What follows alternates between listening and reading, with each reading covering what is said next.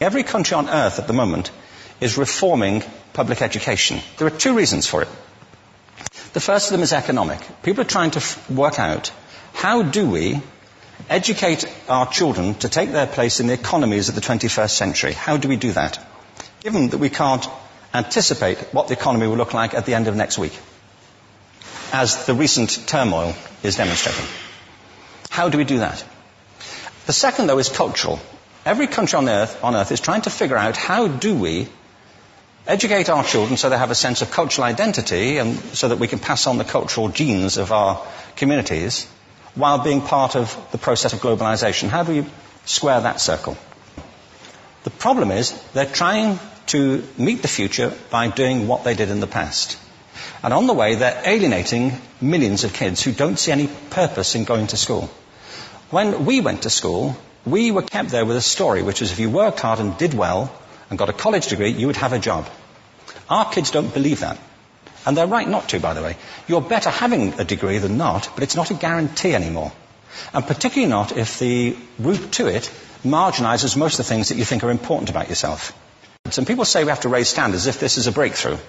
You know, like, really, yes, we should. Why would you lower them? You know, I mean, I haven't come across an argument that persuades me of lowering them. But raising them, of course we should raise them.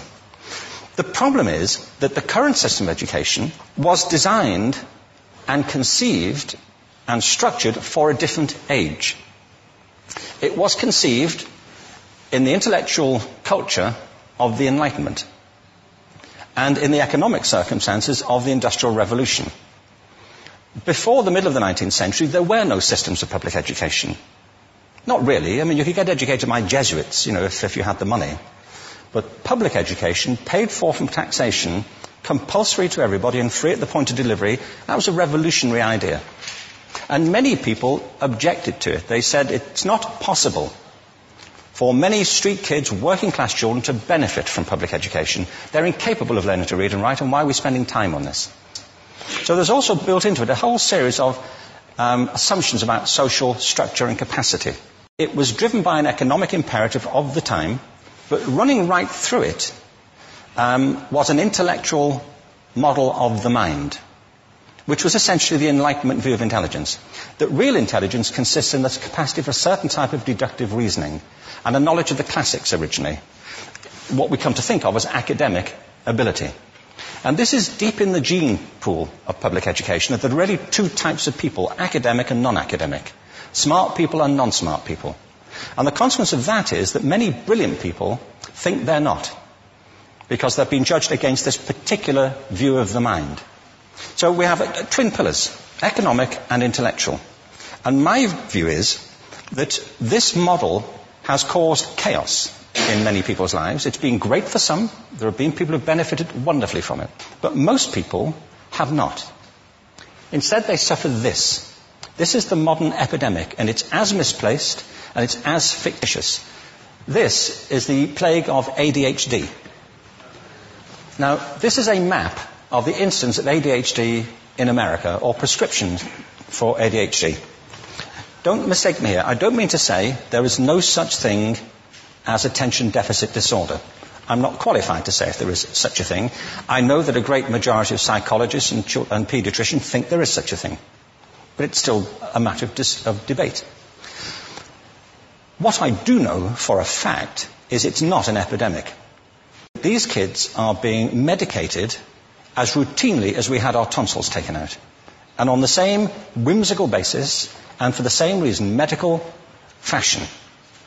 Our children are living in the most intensely stimulating period in the history of the earth.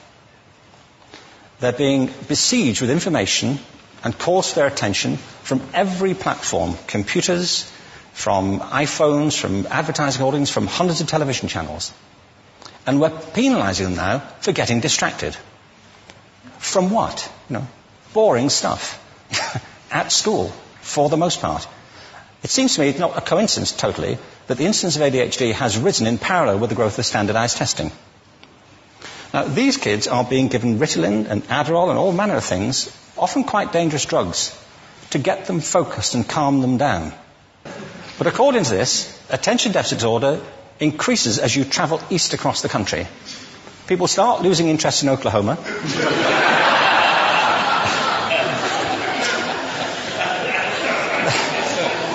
They can hardly think straight in Arkansas. And by the time they get to Washington, they've lost it completely. And there are separate reasons for that, I believe. It's a fictitious epidemic. If you think of it, the arts, and I don't say this exclusively of the arts, I think it's also true of science and of maths, but I say about the arts particularly because they are the victims of this mentality currently, particularly. The arts especially address the idea of aesthetic experience.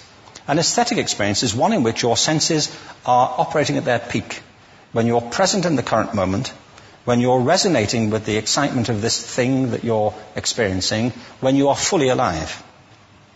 An anesthetic is when you shut your senses off and deaden yourself to what's happening. And a lot of these drugs are that. We're getting our children through education by anesthetizing them.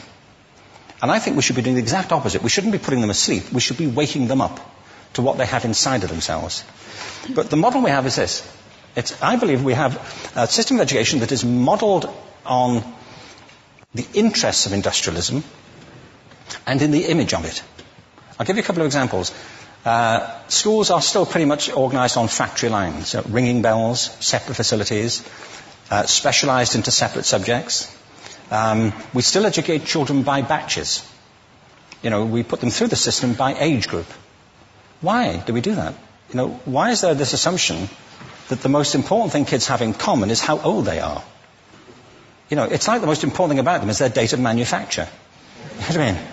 Well, I know kids who are much better than other kids at the same age in different disciplines, or at different times of the day, or better in smaller groups than in large groups, or sometimes they want to be on their own. If you're interested in the model of learning, you don't start from this production line mentality. It's essentially about conformity, and increasingly it's about that as you look at the growth of standardized testing and standardized curricula. And it's about standardization. I believe we've got to go in the exact opposite direction. That's what I mean about changing the paradigm. There was a great study done recently of divergent thinking. Published a couple of years ago. Divergent thinking isn't the same thing as creativity. I define creativity as the process of having original ideas that have value. Divergent thinking isn't a synonym, but it's an essential capacity for creativity. It's the ability to see lots of possible answers to a question, lots of possible ways of interpreting a question, to think what Edward de Bono would probably call laterally, to think not just in linear or convergent ways, to see multiple answers, not one. So, there are tests for this. One kind of cod example would be people might be asked to say, how many uses can you think of for a paperclip? One of those routine questions. Most people might come up with 10 or 15. People who are good at this might come up with 200. And they do that by saying, well, could the paperclip be 200 foot tall and be made out of foam rubber? Does it have to be a paperclip as we know it, Jim? Now, there are tests for this, and they gave them to 1,500 people. This is in a book called Breakpoint and Beyond. And on the protocol of the test, if you scored above a certain level, you'd be considered to be a genius at divergent thinking. Okay? So my question to you is, what percentage of the people tested, of the 1,500, scored at genius level for divergent thinking? Now, you need to know one more thing about them. These were kindergarten children. So what do you think? What percentage at genius level? 80. 80, okay. 98%. Now, the thing about this was it was a longitudinal study. So they retested the same children 5 years later, ages of 8 to 10. What do you think? 50? They retested them again 5 years later, ages 13 to 15. You can see a trend here, can't you? Now, this tells an interesting story, because you could have imagined it going the other way, couldn't you? You start off not being very good, but you get better as you get older. But this shows two things. One is we all have this capacity, and two, it mostly deteriorates. Now, a lot of things have happened to these kids as they've grown up. A lot. But one of the most important things that happened to them, I'm convinced, is that by now they've become educated. They've spent 10 years at school being told there's one answer, it's at the back. And don't look. And don't copy, because that's cheating. I mean, outside schools, that's called collaboration, but inside schools. Now, this isn't because teachers want it this way. It's just because it happens that way. It's because it's in the gene pool of education. We have to think differently about human capacity. We have to get over this old conception of academic, non-academic, abstract, theoretical, vocational, and see it for what it is, a myth. Secondly, we have to recognize that most great learning happens in groups, that collaboration is the stuff of growth.